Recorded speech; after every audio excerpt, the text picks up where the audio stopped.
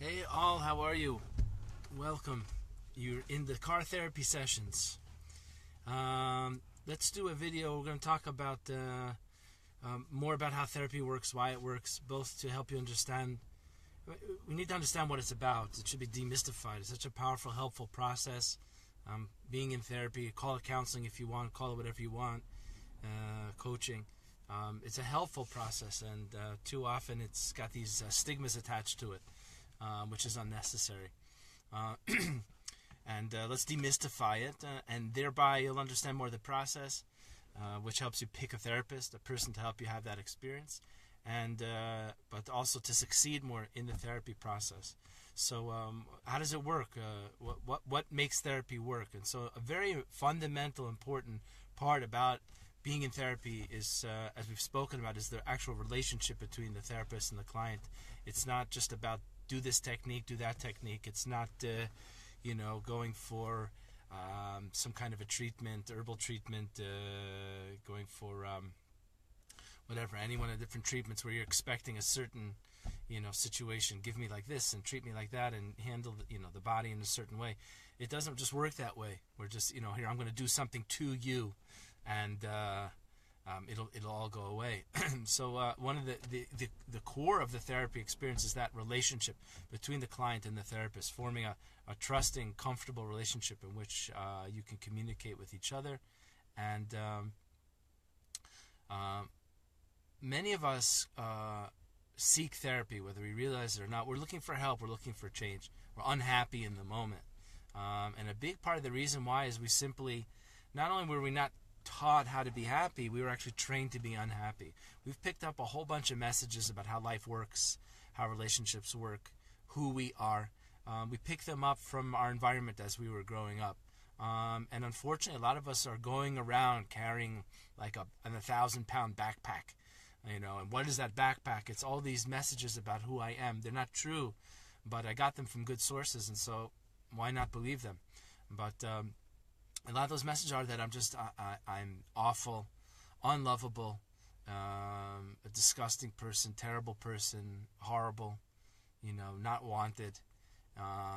Serious doubts about my acceptability, that people will in fact love me, that I'm deserving of love, respect, care, kindness, and that has to be dealt with, because very often if that's ringing true with you, then it's a good chance that you've had relationships, friendships that have ended. You might even be in patterns that you have with friends, patterns that you have with relationships. You may self-sabotage them, or the same kind of pattern may occur over and over again, where your own personal stuff starts to get in the way and interfere and disrupt and sabotage healthy, positive relationships. And you'll always be bringing your you into every relationship, and that's got to change. And now, like we said, where did I pick up these ideas about myself that I'm not lovable or worthy or valid was from another person, an intimate person, from my first relationship, my parents, a loving relationship.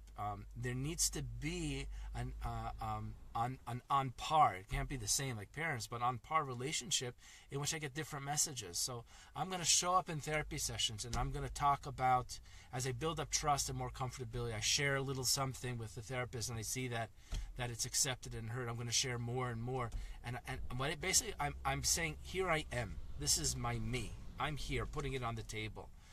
I'm of the belief that this is invalid, unlovable, terrible stuff, and the therapist is still there listening, hearing, reflecting, communicating, finding positives, hearing the negatives and working with the negatives. It's an experience of being accepted and respected by another human being with all my flaws and my foibles and my weaknesses and everything.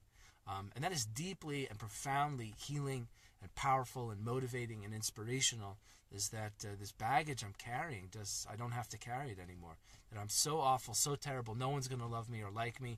And then I find myself in relationships and friendships and intimate relationships, and I can't imagine that somebody would really care about me and like me, so I sabotage the whole thing. That whole inner me, those glasses through which I'm viewing myself and others, that's what has to change. And here I am with another person I've invited into my life, a therapist. We're building up trust, and when they say things, it has value to me because I see them, I see the body language, I see them looking at me, attuning to me. I hear that their responses are reflective of some of the things that I'm saying. And such a person, even after I dump all my me that I'm so convinced is so unlovable, and you're still there caring and concerned and accepting of me, that's profoundly healing, profoundly powerful. It takes time and it takes work, but this is at the core and at the heart of a therapy relationship.